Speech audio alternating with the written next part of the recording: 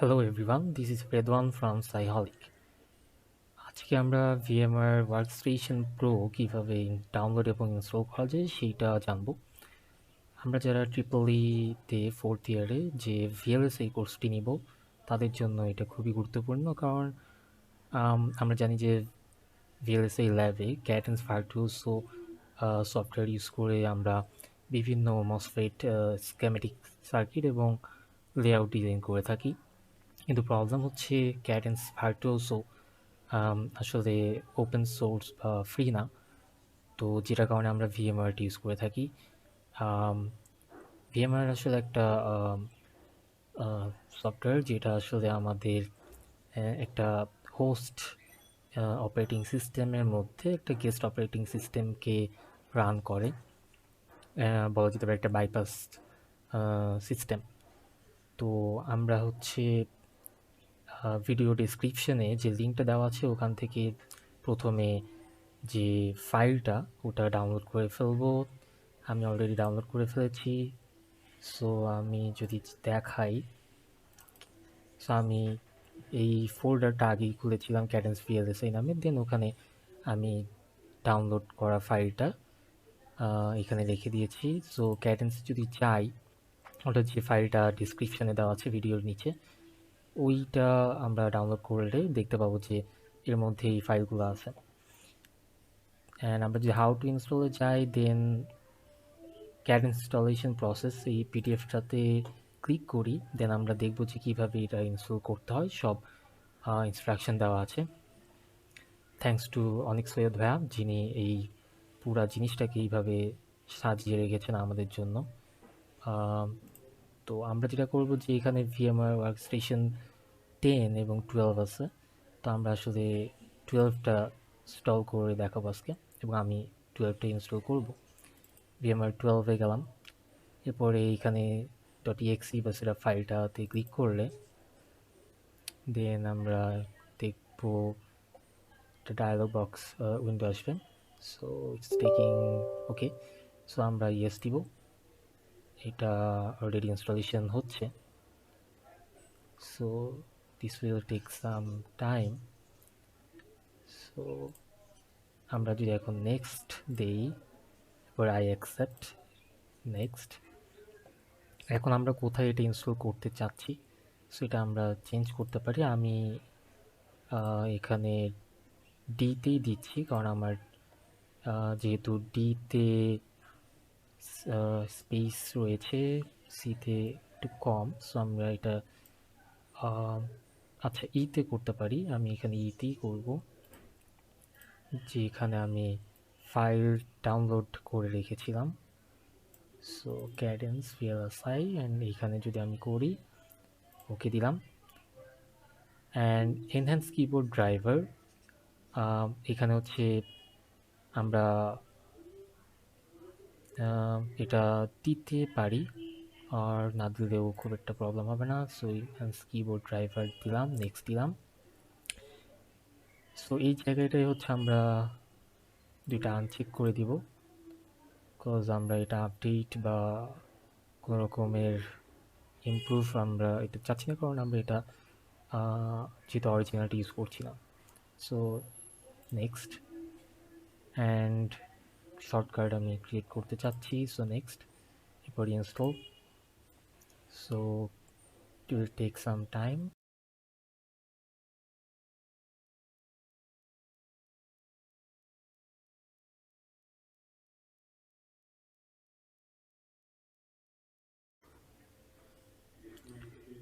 So it's ডান, আমরা finish দিয়ে বের হয়ে আসবো। এইটার পরে আমরা যদি দেখি আমাদের ডেস্কটপে অলরেডি VMware ওয়ার্কস্টেশন চলে আসছে। সো আমরা এটা ওপেন করি।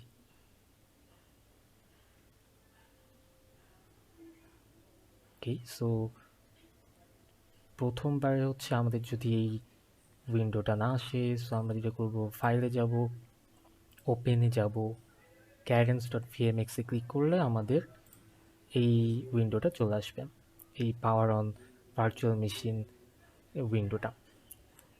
অ্যান্ড আমরা এখানে প্রথমে আমাদের যে কাজটা হবে সেটা হচ্ছে প্রথমবারে ওপেনে যাব, ওপেন করব।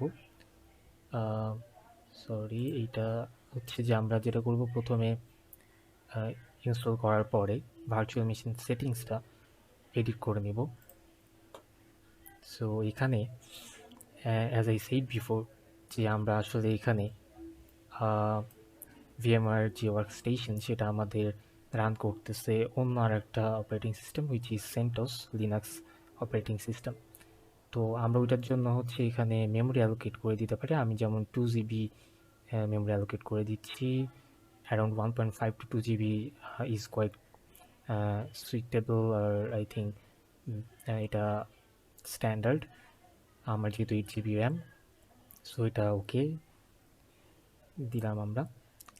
অ্যান্ড এরপর আমরা যদি দেখি যে আমাদের নেটওয়ার্ক যে অ্যাডাপ্টার নেট সেটারতে ক্লিক করব, দেন এখানে অ্যাডভান্সে ক্লিক করব আমরা। অ্যান্ড আমাদের চেক করতে হবে এই ম্যাক অ্যাড্রেসটা কি সঠিকভাবে আছে কিনা। সো এইটা যদি সঠিকভাবে থাকে দেন দ্যাটস গুড। অ্যান্ড আমরা এখানে দেখব যে পিডিএফের এটা ফলো করলেও আমরা জিনিসটা বুঝতে পারবো। এর পরের কাজ হচ্ছে আমাদের অপশনসে যাওয়া। অপশনসে যে আমরা গেস্ট আইসোলেশন করব, সো এই দুটো টিক করার দেওয়া থাকলে তো ভালো, না দেওয়া থাকলে টিক দিয়ে নিতে হবে। এটা গেস্ট আইসোলেশন বলতে আমরা যে গেস্ট অপারেটিং সিস্টেম ইউজ করছি সেন্টস, এইটার যে আইসোলেশনটা। অ্যান্ড এরপর আমরা যেটা করব শেয়ার্ড ফোল্ডার। তো শেয়ার্ড ফোল্ডার হচ্ছে আমাদের গেস্ট অপারেটিং এবং হোস্টের মধ্যে যে শেয়ারিং অপশনটা। তো এইখানে হচ্ছে আমি জাস্ট এইটাকে রাখছি আমার যেটা অলরেডি ক্যাডেন্সের ফাইলটাতে এক্সচেঞ্জ নামে যে ফোল্ডারটা, ওখানে যে এটা অলরেডি আমার করা আছে। সো এইটা অপশনাল যদিও, তারপরেও আই উড সাজেস্ট যে এটা করে নেওয়া ভালো। সো এটা ওকে দিব আমরা। সো অ্যাজ এই সেইড যে পিডিএফে আমরা হচ্ছে এই জিনিসগুলো সব ফলো করতে পারি, ইনস্ট্রাকশন এখানে সব দেওয়া আছে। সো এটা হয়ে গেলে আমাদের মেইনলি কাজ হবে যে পাওয়ার অন করা ভার্চুয়াল মেশিনে। সো আমরা যদি পাওয়ার অন করি, সো আমরা এখানে দেখব যে সেন্টস যেটা আমরা লিনাক্স অপারেটিং সিস্টেম ইউজ করছি।